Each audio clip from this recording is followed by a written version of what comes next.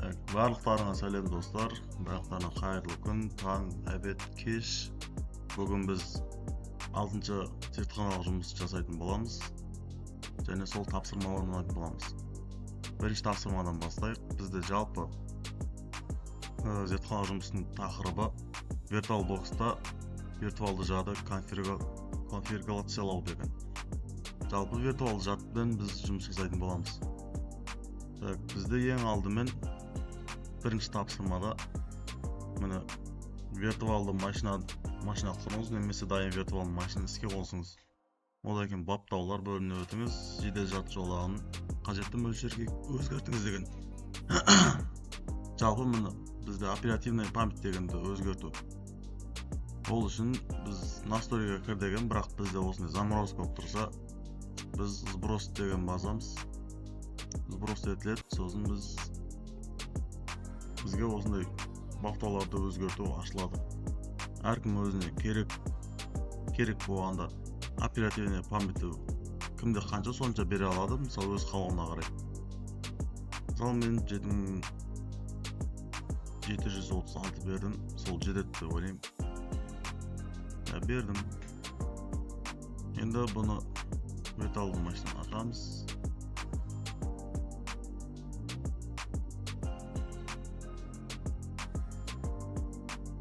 Және оны System Info арқылы тексере аламыз, команда арқылы. VirtualBox аша берсін. Ашам дегенше біз екінші тапсырманы оқу керек. Екінші тапсырмада дәл сондай, бірақ видео память, видео жад, видео картаның жадын өзгерту керек деген мысалы. Бізде ол да сол жерде, настройкада системада болады, системада экран басқа.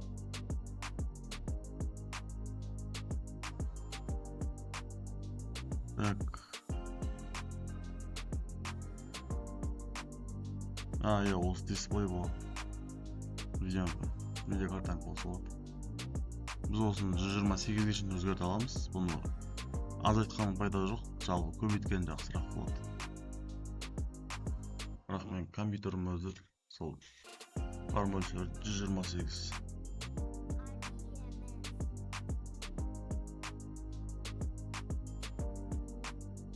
Windows CMD деймізді.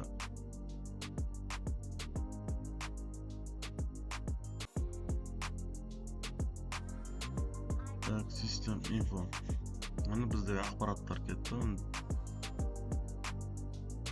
Оперативный памятіміз осы жаңа берген памятім болса, оның пайдаланып жатылғаны бар дейді, және бізде осыншасы қазір пайдаланбай тұр.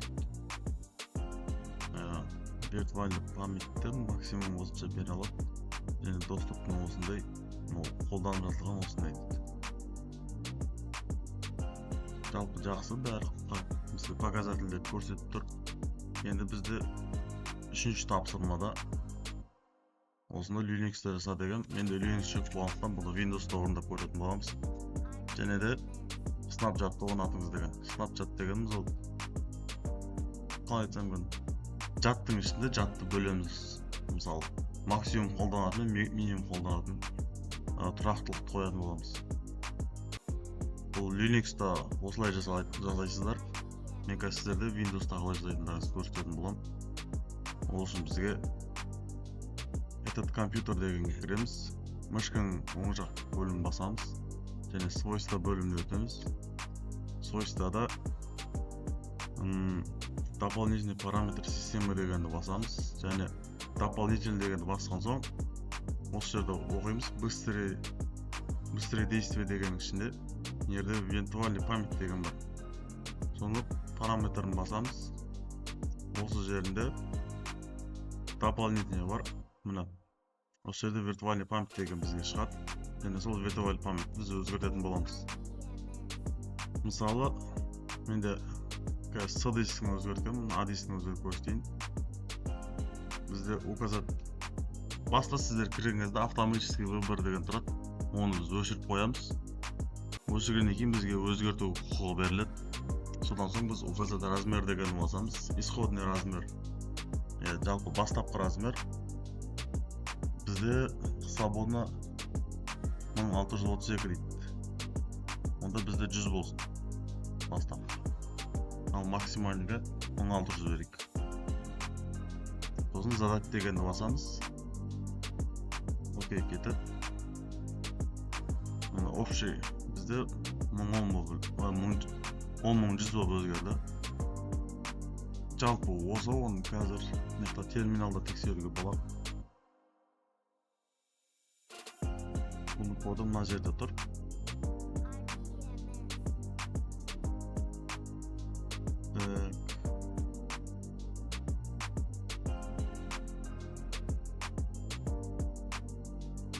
Бәрін оқып қойдыңыздар ау. Міне болмай кеткен бар кішкене. Терминалға кіреміз. Windows R арқылы және CMD'ді басып. Міне. Мынау бірінші дисктегі жағы 10.000 және екінші диск 100 көрініп тұр бәрі. Және тесттен жақсы өтті. Енді төртінші тапсырма жады конфигурация тұрақтылығын тексеріңіз деген. Бізде тұрақтылығын тексеру үшін жай инфо арқылы көреміз және ол қайта кіріп шығып бір-екі үш нәрсені ашып жалпы өзі сезіледі ғой. Мысалы мынаның ішінде біз тағы да бірнеше файлды бірге ашатын болсақ, ол қататын болса, значит бізде бір нәрсе слабый деген. Оперативный памятіміз слабый болған мүмкін. Содан қатады. Соны тексеріп қойыңдар деген.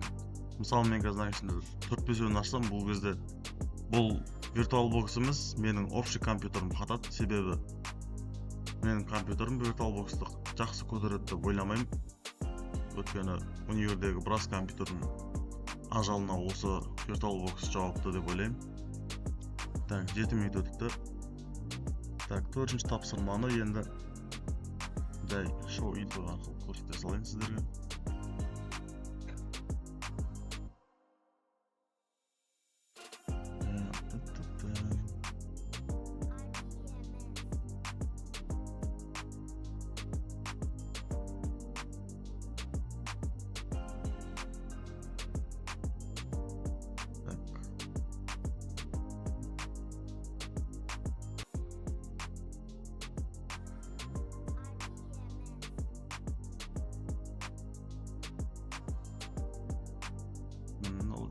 Біздің бергеніміз 10.000 деп өзгеріп кеткен уже.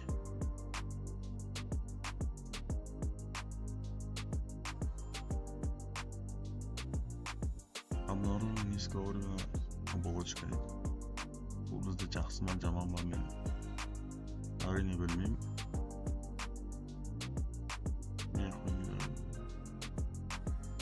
Жалпы жақсы. Енді 5-ші тапсырмаға көшейік. 5-ші тапсырмада бізде реформа мониторын қосыңыз деген. Мен мына жерде де оны Windows емес, неде атап өткен Linux'ta. Ол Windows'та оңай өткен. Windows'та жай ойнары батырмасын басып, мына жерге перформан деп жазсақ болды. Бізге системный монитордың несін шығарып береді. Жұмысын. Жалпы мені жұмыс жасауда системный монитор именно осында қосыңдар деген бізге жаңа тапсырмамызда мұны өзінің датчиктары қосылып жатыр. Диагностикада ана уақытқа байланысты қай кезде қалай кетіп жатқан көрініп тұр. Бәрі түсінікті деп ойлаймын. Бізде 6-ші тапсырма бойынша есеп дайындаңыз деген сипаттап жады көмектен есепті бұлдан және қорытынды жылы жасаңыз. Жалпы біздің есебіміз бәрі есеп дегенде бұл математикалық есебіміз отчет делінген. Жалпы бұл тапсырма өте жеңіл тапсырмалардың бірі мен үшін. Себебі бұл жерде біз ешқандай компьютермен нені байланыстырмаймыз, жай ғана VirtualBox'тың оперативный жадымен жұмыс жасаймыз. Сол ішкі өзгерістерді жасайтын болғандықтан бұл өте оңай болады. Бірақ Linux'те, MacOS'та қиын болуы мүмкін, бірақ именно Windows'та ол оңай болады. Және тапсырмалар өз деңгейінде бітті деп ойлаймын. Және бәріне түсінікті деп ойлаймын.